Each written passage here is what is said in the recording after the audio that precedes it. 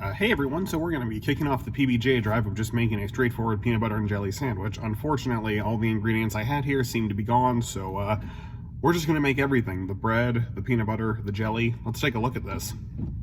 Step 1, make the bread, and yes, this is the footage from the breakfast casserole video. I just didn't want to show another video of me making a loaf of bread. It's the exact same recipe. The only thing I did differently was I spread it between two 9-inch loaf pans and baked them at 425 for about half an hour to 45 minutes. It just depends on your oven, so keep an eye on it and check its temperature. When it hits about 200 degrees, you are good to go.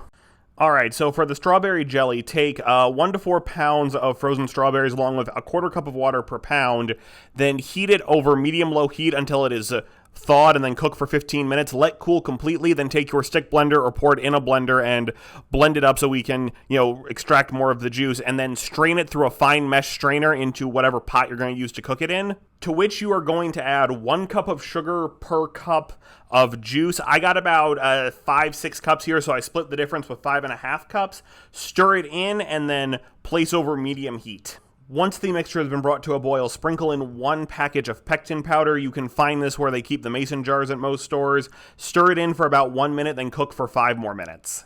You could jar these, but I'm going to use basically all of it in 48 hours for peanut butter and jelly drive recipes, so I'm going to skip that step, but I will refrigerate it overnight or until it's set.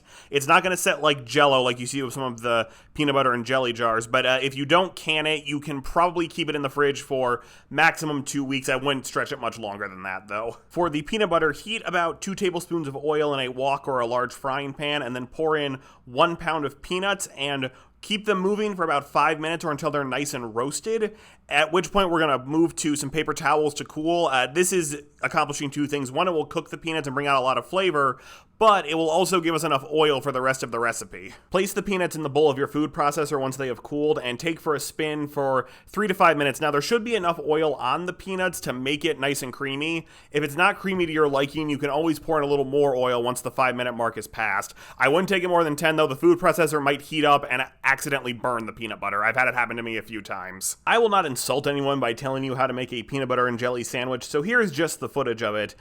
You could grill it, though, and that would actually be very, very good, but that's for another time. So here we go for the 3 peanut butter and jelly drive recipes. This is our first one. Join me next week when we will have peanut butter and jelly cheesecake, which is one of my all-time favorite desserts.